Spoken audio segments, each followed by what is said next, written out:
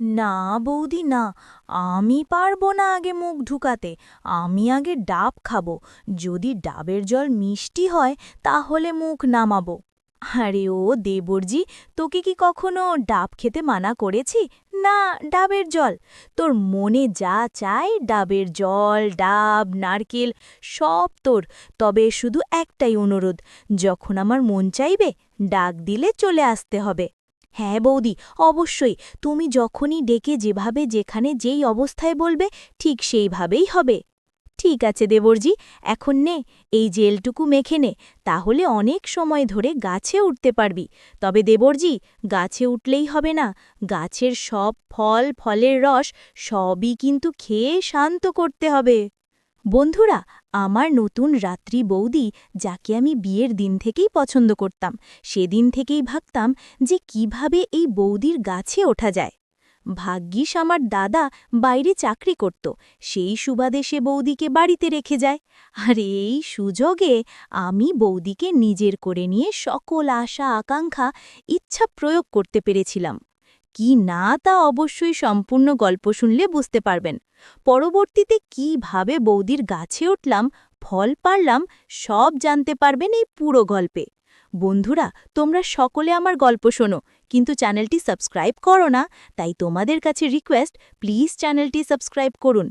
রাত্রি একা থাকত বেশিরভাগ সময়, কারণ তার স্বামী থাকে দূরে, চট্টগ্রামে। মাসে একবার আসে, কিন্তু সংসারের সব ভার এই শহরতলির পুরনো দোতলা বাড়িতে সেই টেনে নেয়।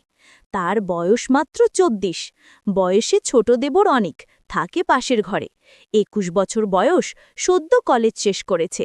চোখে গভীরতা, চেহারায় শান্ত একটা আবেগ। রাত্রি প্রথম থেকেই টের পেয়েছিল অনেক তাকে অন্যভাবে দেখে। প্রথম প্রথম চোখে চোখ পড়লে অনেক মাথা নিচু করে ফেলত। রাত্রি তখন হেসে বলতো, তোমার চোখ এত কাঁপে কেন রে? অনেক কাঁপা গলায় বলতো, তুমি তাকালে কাঁপে না এমন কিছু থাকে না। এই সব কথা শুনে রাত্রির গাল রাঙা হয়ে উঠত, কিন্তু মুখে বলতো, বাচ্চা ছেলে, এইসব কথা বলতে নেই। তবু চোখাচোখি হতো, সন্ধ্যায় ছাদে দেখা হতো, রান্নাঘরে পাশ ঘেঁষে যাওয়ার সময় স্পর্শ লাগত, আর সেই স্পর্শ যেন একটা বিদ্যুৎ বইয়ে দিত দুজনের শরীর জুড়ে। একদিন বিকেলে হঠাৎ বৃষ্টি নামে। রাত্রি একা ছাদে কাপড় তুলছিল। আচমকা জোড়া বৃষ্টি, শাড়ির আঁচল ভিজে গায়ে সেঁটে যায়। অনেক ছাদে উঠে এলো ছাতা নিয়ে। ভিড়ছ কেন এত? আর একটু দেরি করলে তো সব কাপড় ভিজে যেত। রাত্রি হেসে বলল। অনেক দাঁড়িয়ে থাকলো কিছুক্ষণ, তারপর বলল, তোমাকে এই রকম ভেজা দেখে আমার মাথা ঠিক থাকে না। রাত্রি চমকে তাকালো, তার চোখে প্রথমবার ভয়, কিন্তু একটা অসম্ভব আকর্ষণও ছিল। অনেক এক ধাপ এগিয়ে এলো, তারপর ধীরে বলল, একবার একটুখানি যদি তোমার ঘাড়ে ঠোঁট রাখি, তুমি কি থামাবে? রাত্রি নিঃশ্বাস আটকে ফেলল, সে কিচ্ছু বলল না।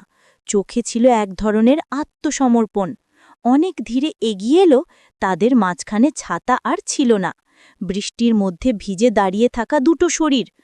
অনেক তার ঠোঁট রাখল রাত্রির ঘাড়ের কোণা একটা দীর্ঘ, নরম, থেমে থাকা চুমু। রাত্রি চোখ বন্ধ করে ফেলল, বুক ওঠানামা করছিল। স্পর্শটা ছিল আগুনের মতো, কিন্তু সেই আগুনে কেউ চিৎকার করেনি। পরদিন তারা কেউ কিছু বলেনি, কিন্তু তাদের চোখে সেই রাতের ছায়া লেগেছিল। এরপর এক সন্ধ্যায় রাত্রি দরজা খোলা রাখল, বাতি নিভিয়ে বসেছিল। অনেক জানত আজ কিছু ঘটবে। সে ঘরে ঢুকে রাত্রির সামনে এসে দাঁড়ায়। তুমি জানো, আজ আমি ফিরব না, আমি থাকব। আজ আমার কিছু চাওয়া আছে। রাত্রি ধীরে তার দিকে তাকালো, তার শাড়ির খোপা ঢিলে, গলার মালা বিছানায় ফেলে রাখা। আজ আমি বৌদি হতে চাই না অনেক, আমি একটা মেয়ে হতে চাই, যে শুধু ভালোবাসা চায়, শরীর চায়। অনেক ধীরে কাছে আসে, শরীরের ভেতর বয়ে যায় স্রোত, হাত থেকে শুরু করে কোমর, কোমর থেকে বুক। তারা কথা বলেনি, চুমু খেয়েছে, স্পর্শ করেছে, দম নিয়েছে, হারিয়েছে একে অপরের গন্ধে। চাঁদের আলো বিছানায় লেগেছিল, আর বিছানায় ছিল দুইজন মানুষ, যারা কোনো সম্পর্কের নামের ভেতর ছিল না। শুধু ছিল নিঃশ্বাসে লেখা প্রেম, গোধূলির মতো হালকা, গাঢ়, ধূসর, অপরাধে মোড়ানো, অথচ অপূর্ব। সকালে রাত্রি আয়নার সামনে দাঁড়িয়েছিল। ঘাড়ে অনেকের চুম্বনের দাগ, কোমরে আঁচড়ের চিহ্ন। সে হেসে ফেলে। এই হাসি অপরাধবোধের নয়, এটা ছিল এক ধরনের স্বীকৃতি। সে ভালোবেসেছে, শরীর দিয়ে, মন দিয়ে, যদিও সে জানে এই ভালোবাসা তার কোনো দিন থাকবে না। রাত্রি আর অনেকের সেই রাতটা ঘুরপাক খেতে থাকে, রান্নাঘরের কোণে, বারান্দায়, সব জায়গায়। ধীরে ধীরে তাদের মনের গোপন দ্বন্দ্ব বাড়তে থাকে। তারা জানে ভালোবাসাটা সমাজের চোখে অপরাধ, কিন্তু থামতে পারে না। এক বিকেলে অনেক ফিরে আসে কলেজ থেকে, ক্লান্ত। দুপুরের রোদ গায়ে ঝলসাচ্ছে। সে খোলা দরজায় এসে বসে। রাত্রি গরম চা নিয়ে আসে, ছুঁড়ে দেয় না, সরাসরি হাতে ধরায়। তুমি আজ বেশ ক্লান্ত দেখছ। রাত্রির চোখে স্নেহ। তোমার হাতেই একটু শক্তি লাগে। অনেক বলে। সে হাতটাকে বুঁদ করে ধরে রাখে, নিঃশব্দে। রাত্রির ঘরে এক মৃদু বাতাস বইছে। অনেক ধীরে ধীরে তার গলায় থাকা শাল খুলে দেয়। এই শীতের রাতগুলোতে আমার সবচেয়ে বেশি দরকার তোমার কাছে থাকা। রাত্রি বলে, আমারও। তাদের চোখে তখন অনেক কিছু বলা হয়, কিন্তু মুখে কিছু বলা হয়নি। এক রাতে ঝড় উঠেছিল। রাত্রি একা ছাদে দাঁড়িয়েছিল। অনেক এসে কাঁধে হাত রাখে। ভয় পাবি না, সে ফিসফিস করে। ভয় তো লাগে, তবে তুমি আছো বলে সাহস পাই।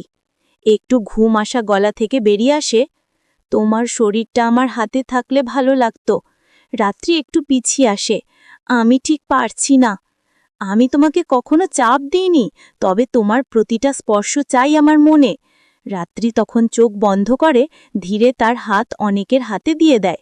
বাতাস বইছে, চাঁদ আড়ালে, তাদের নিঃশ্বাস মিলছে, হাত ছুঁয়ে যাচ্ছে, কিন্তু কিছুক্ষণ পরই থেমে যায়।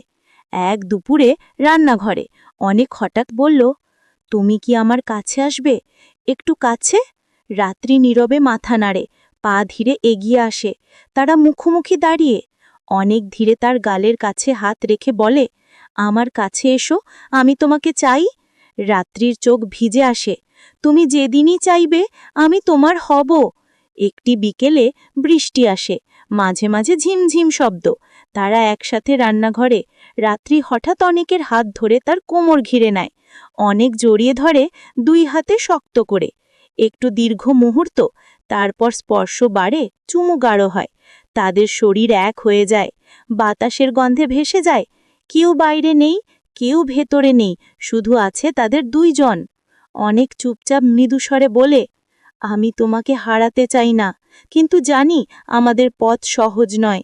রাত্রি মাথা নিচু করে বলে, তুমি আমার সব, তুমি থাকো পাশে, আমি সব সামলাবো। তারা তখন এক চাঁদের আলোয় গোটা রাত জুড়ে নিঃসন্ধে বেঁধে থাকে একে অপরের বুকের কাছে।